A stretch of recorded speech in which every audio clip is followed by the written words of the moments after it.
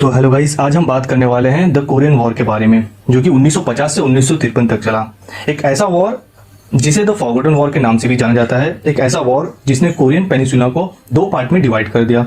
तो चलिए पहले जानते हैं कि ये वॉर क्यों हुआ और इसके पीछे की हिस्ट्री क्या है।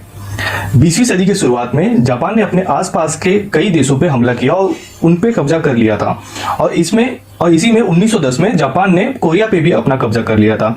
जापान के कब्जा करने से पहले कोरिया हजारों साल से इंडिपेंडेंट था। जापान ने कोरिया पे 35 साल राज किया, 1910 से लेकर 1945 तक, जब तक वर्ल्ड वॉर 2 खत्म नहीं हुआ। जापान ने ये 35 सालों में कोरिया की कल्चर, भाषा और उनकी सभ्यता खत्म करने की कोशिश की और वो कोरिया की महिलाओं को सेक्स गुलाम जैसे ट्रीट करने लगे थे। इस वजह से कोरिया के लोग जापान से नफरत करने लगे थे। इसी बीच वर्ल्ड वॉर 2 भी स्टार्ट हो गया था 1939 से। और जब 1945 में अमेरिका ने जापान के 2 शहरों पे परमाणु बम गिराया, नागासाकी और हिरोशिमा पे, तब ये वर्ल्ड वॉर 2 खत्म हुआ और जापान ने सरेंडर कर दिया। और उस समय कोरिया में जापान का राज था, तो जापान ने वहां भी सरेंडर कर दिया। अब कोरिया में किसने सरेंडर कराया? तो एक ओर से आई सोवियत यूनियन यानी यूएसआर की आर्मी और एक ओर से आई यूएसए की आर्मी। और इस वक्त यूएसएसआर और यूएसए की आर्मी ने डिसाइड कर लिया कि हमारी आर्मी 30th पैरेलल लाइन पे रुक जाएगी। और इसी समय कोरिया 2 हिस्सों में डिवाइड हो गया। अब जो पार्ट यूएसएसआर के कब्जे में था वो हो गया नॉर्थ कोरिया, जिसका कैपिटल बन गया पियोंगयांग। और जो पार्ट यूएसए के कब्जे में था वो हो गया साउथ कोरिया, जिसका कैपिटल बन गया सियोल। और आगे जाके नॉर्थ कोरिया बन गया डीपीकेआर, मतलब डेमोक्रेटिक पब्लिक ऑफ कोरिया, मतलब डेमोक्रेटिक रिपब्लिक ऑफ कोरिया। और साउथ कोरिया बन गया आरओके, मतलब रिपब्लिक ऑफ कोरिया। अब ना ही वहां यूएसएसआर को रूल करना था कोरिया पे और ना ही यूएसए को। उनका मेन उद्देश्य था बस कोरिया को जापान से मुक्त कराने का था। 1948 में नॉर्थ कोरिया में कम्युनिस्ट सरकार बनी क्योंकि यूएसएसआर वहां सपोर्ट कर रहा था और वहां बिना इलेक्शन के किम इल सुंग को नेता बना दिया गया। और साउथ में एंटी कम्युनिस्ट सरकार बनी क्योंकि यूएसए वहां सपोर्ट कर रहा था और वहां इलेक्शन के द्वारा सिंगमन री चुनकर आए। और यूएसएसआर और यूएसए दोनों ने ही अपनी आर्मी वहां से हटा लिया। अब कोरिया में सिंगमन री का कहना था कि पूरा कोरिया उनके कंट्रोल में है होना चाहिए, और सेम किम इल सुंग का कहना था कि इलेक्शन प्रॉपर नहीं हुआ और उसका कंट्रोल होना चाहिए पूरे कोरिया में। और ये बहस उनकी चलती रही। अब 1948 से 1950 के बीच में नॉर्थ कोरिया ने अपनी आर्मी मजबूत बना ली क्योंकि यूएसएसआर उन्हें सप्लाई कर रहा था टैंक और बाकी हैवी वेपन्स। और साउथ कोरिया की आर्मी उनके मुकाबले कमजोर ही रहेगी क्योंकि यूएसए ने सप्लाई किए थे वेपन्स, लेकिन हैवी वेपन्स कोई उन्हें सप्लाई नहीं किया गया था। अब 25 जून 1950 को नॉर्थ कोरिया ने साउथ कोरिया पे अटैक कर दिया पूरे कोरिया पे कब्जा करने के उद्देश्य से, और उन्होंने 30th पैरेलल लाइन को क्रॉस करते हुए आगे बढ़ गए। अब जैसे ही ये हमला हुआ वैसे ही यूनाइटेड नेशन के सिक्योरिटी काउंसिल में एक रेजोल्यूशन पास होता है कि हम साउथ कोरिया की मदद करेंगे आर्मी भेज के। और इस आर्मी का नाम था यूएनसी, मतलब United nation command for Korea, जिसमें सबसे ज्यादा आर्मी यूएसए की थी और 10% आर्मी बाकी देशों की थी। और उस समय यूएसए के प्रेसिडेंट थे मिस्टर ट्रूमन। और जैसे कि आप लोग देख सकते हैं इस मैप में कि नॉर्थ कोरिया की आर्मी पावरफुल थी, तो साउथ की तरफ बढ़ते बढ़ते उन्होंने पूरे कोरिया पे कब्जा कर लिया, बस पुशान को छोड़ के। ओके, पुशान को उन्होंने छोड़ दिया और बाकी पूरे नॉर्थ कोरिया उन्होंने पूरे कोरिया पे जो है उन्होंने ऑलमोस्ट कब्जा कर लिया।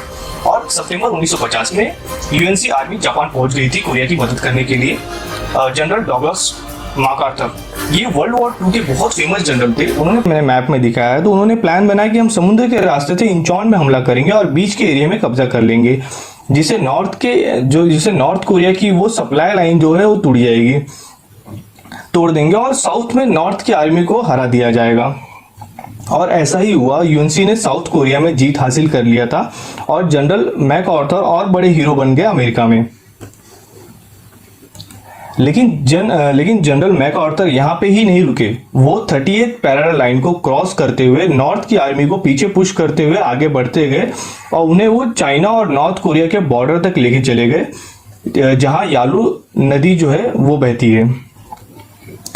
अब जैसे ही यूएनसी आर्मी यालू रिवर तक पहुंची, वैसे ही अक्टूबर 1950 में चाइना इस युद्ध में आ गया और चाइना ने कई लाख आर्मी भेज दी यूएनसी से लड़ाई करने के लिए।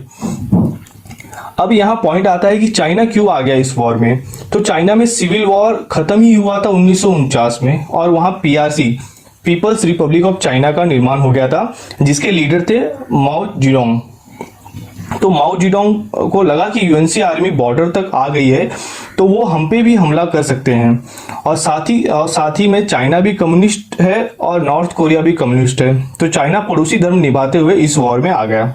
अब चाइना की आर्मी ने यूएनसी की आर्मी को पुश करते हुए सियोल तक कब्जा कर लिया जनवरी 1951 में, और अब सियोल तक चाइना की आर्मी का कब्जा हो गया था। लेकिन अप्रैल आते आते यूएनसी आर्मी ने वापस सियोल तक अपना कब्जा कर लिया था, और इसी के साथ 1951 में जनरल मैकआर्थर को अमेरिका प्रेसिडेंट मिस्टर ट्रूमन ने वापस बुला लिया, क्योंकि चाइना पे परमाणु बम डालने की बात करने लगे थे मैकआर्थर।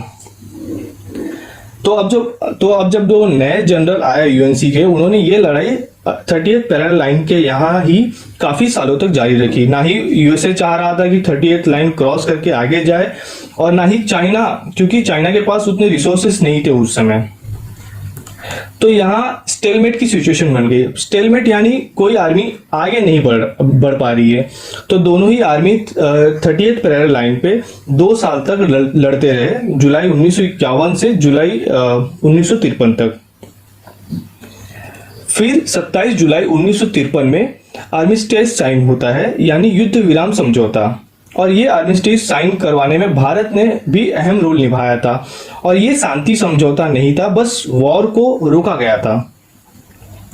तो आर्मिस्टिस साइन होने के बाद वहां डीमिलिटराइज्ड जोन बनाया गया। इसका मतलब यह है कि युद्ध में जिसकी आर्मी जहां पे थी वहां से 2-2 किलोमीटर पीछे चली जाए। तो ऐसे 4 किलोमीटर चौड़ा डीमिलिटराइज्ड जोन बॉर्डर बन गया नॉर्थ कोरिया और साउथ कोरिया के बीच में। ये देखिए, ये फोटो है डीमिलिटराइज्ड बॉर्डर की। ये हेवीली मिलिटराइज्ड एरिया है वर्ल्ड की। यहाँ पे सबसे ज्यादा मिलिट्री डिप्लॉयड की गई है। यहाँ आम लोगों के आने जाने पे रोक है, और ये बहुत ही रेस्ट्रिक्टेड एरिया है। ये देखिए 1950 और 1953 की कोरिया का मैप। ना नॉर्थ कोरिया को कोई ज्यादा फायदा हुआ, ना ही साउथ कोरिया को इस वॉर में कुछ ज्यादा फायदा हुआ। बात करें कैजुअलिटीज की तो वो बहुत हुई। नॉर्थ और साउथ कोरिया के लगभग 16 लाख से ज्यादा सिविलियंस मारे गए, लगभग 14 लाख से ज्यादा सोल्जर्स मारे गए, और इंजर्ड भी बहुत सोल्जर्स हुए। तो इस वॉर को अमेरिका में द फॉरगॉटन वॉर के नाम से भी जाना जाता है, क्योंकि इस वॉर के बारे में लोग ज्यादा बातें नहीं करते हैं यहाँ, ना ही अपने कोई मूवी देखी होगी इस वॉर के ऊपर। नहीं तो सारे ही वॉर पे, जैसे वर्ल्ड वॉर 2 के ऊपर देख लीजिए, आपको 2-3 मूवी दिख जाएगी। तो ना ही कोई मूवी बनी या ना ही कोई सॉन्ग इस वॉर के ऊपर बनाया गया था। और ये भी एक रीजन है, हो सकता है कि ये वॉर जो है 2 बड़े वॉर के बीच में हुआ, लाइक वर्ल्ड वॉर 2 और वियतनाम वॉर जो है, ये 2 बड़े वॉर थे, इनके बीच में ये वॉर हुआ। तो शायद ये भी रीजन हो सकता है कि अमेरिका के लोगों के मेमोरी में ये वॉर उतनी अच्छी तरीके से नहीं है। अब नॉर्थ कोरिया और साउथ कोरिया का क्या हुआ? तो 20 साल तक तो दोनों वैसे ही लाइक ज्यादा डेवलप देश नहीं थे पहले भी, तो 20 साल तक वो वैसे ही रहे। उसके बाद साउथ कोरिया में इकोनॉमिक रिवॉल्यूशन हुआ 1970 में। वहां पे एलजी, हुंडई, सैमसंग जैसी बड़ी कंपनियां वहां स्टार्ट हुई, जिससे साउथ कोरिया की इकोनॉमिक वर्ल्ड की स्ट्रॉन्गेस्ट इकोनॉमिक्स में आने लगी, और वहां अब डेमोक्रेसी है। और उसी दूसरी ओर नॉर्थ कोरिया में आज भी तानाशाह है। वहां किम इल सुंग के पोते किम जोंग उन का शासन है, और उनका मानना है कि वर्ल्ड से ट्रेड नहीं करेंगे और वो किसी देश पे डिपेंड नहीं रहेंगे, और वहां लोगों को आज भी ज्यादा आजादी नहीं है अपने हिसाब से जीने की। तो गाइस, आई होप आप सभी को कोरियन वॉर समझ में आ गया होगा। तो इसी के साथ मैं विदा लेता हूं आपसे। धन्यवाद।